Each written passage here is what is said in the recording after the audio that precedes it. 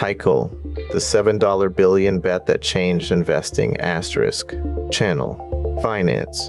In 2005, Vanguard launched a low-cost index fund that quickly amassed $7 billion in assets, a wager that the market would reward a simple, rules-based approach over costly active management.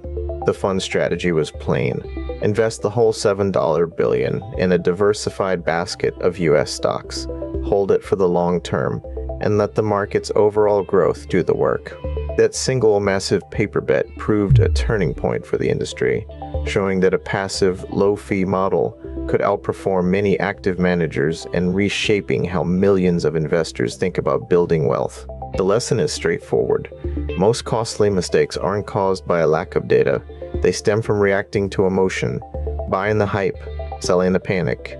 The $7 billion bet replaced those reflexes with a calm, repeatable process, a disciplined, automated system that runs in the background while you focus on life. Here's how the model works in practice.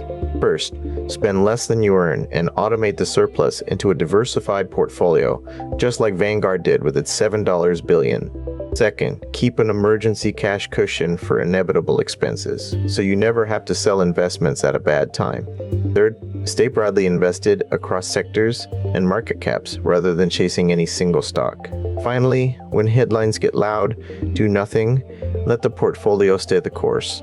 The power lies in its simplicity. The investors who have thrived aren't the ones making the flashiest predictions. They're the ones who set up a sensible plan, stick to it, and let compounding work over years. You don't need to outthink the market. You need to outbehave your own impulses. Take one takeaway. Build a steady, automated investing habit. Protect it from emotional swings, and let time compound it. That quiet edge, demonstrated by Vanguard's $7 billion paper bet, is available to anyone willing to follow the process. This content is for general education only. Individual circumstances vary, so consult a registered financial advisor before making any investment decisions.